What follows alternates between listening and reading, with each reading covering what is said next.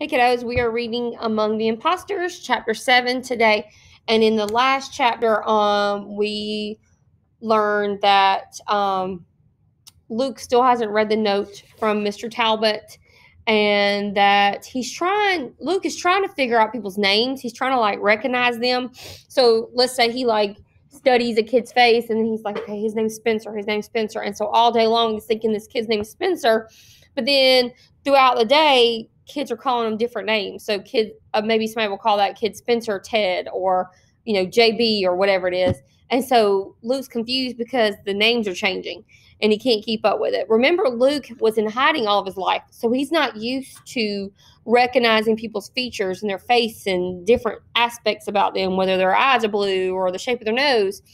So he's starting to learn what people look like and to differentiate their features so he can figure them out. But in all of that, the names keep changing. So that's odd. Keep that in mind. Chapter 7. Luke saw the door one morning on the way to class. He barely slept the night before, so he was groggy and stupid. He was shuffling along looking for a familiar classroom to duck into before the hall monitor yelled at him. Between classrooms, he stared down at his feet, too miserable to lift his head.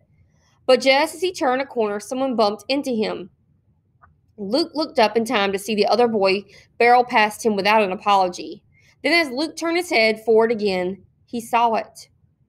The door was on the outside wall. Luke couldn't have said if he passed it 100 times before or never. It was solid wood with a brass knob, just like dozens of other doors in the school. It was barely even ajar. But beyond it, Luke could see grass and trees and sky outdoors. He didn't think.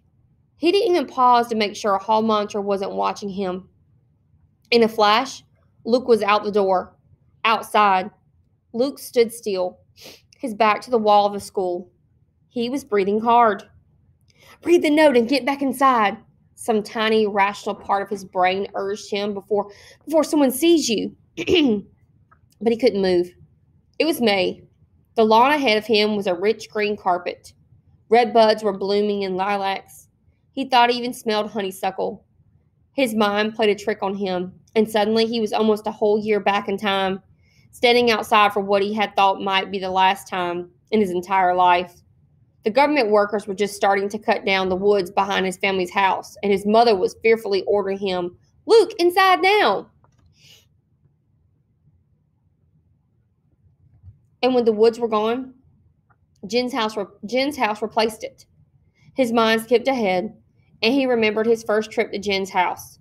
He stepped outside and felt paralyzed, just like now, and he marveled at the feel of fresh air on his face, just like now. And he had been in danger, just like now. Luke looked back at the school hopelessly. Anyone could easily look out a window and see him and report him.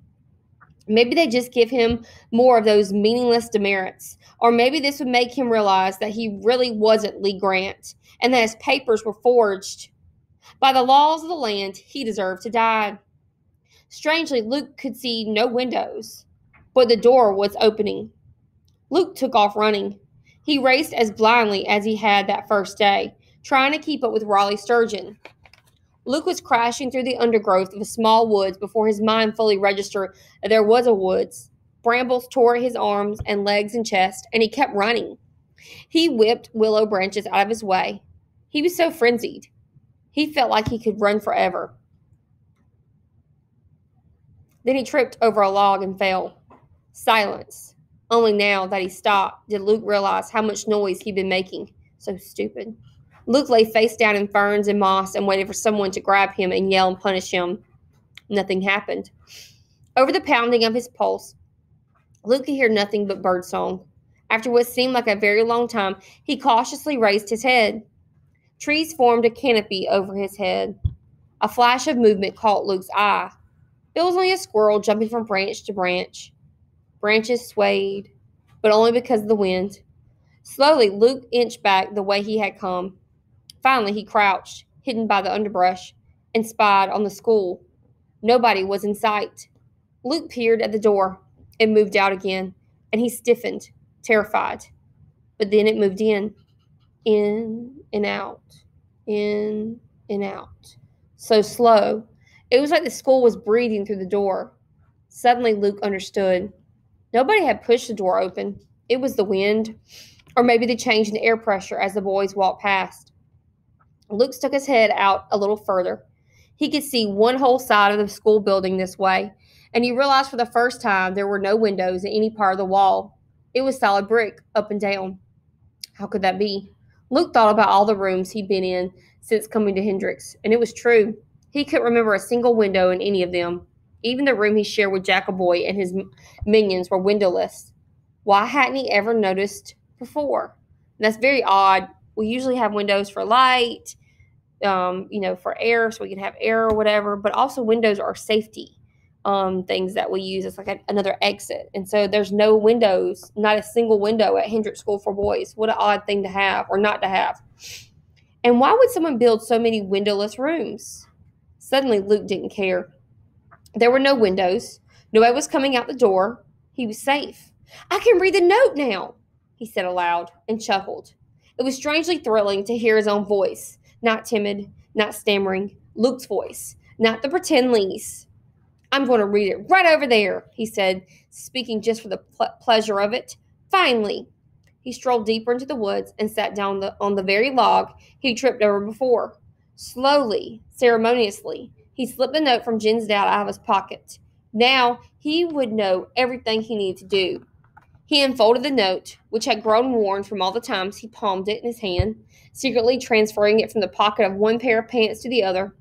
Then he started trying to make sense of Mr. Talbot's scrawl, his handwriting. The note only held 2 words. 2 words on the note. Can you guess what it said? It said blend in. Blend in. That's it. This note he's been trying to read forever. Blend in. That would make me crazy. He thought it had everything he needed, all the answers to everything going on at Hendrix School for Boys. And it said 2 words, blend in.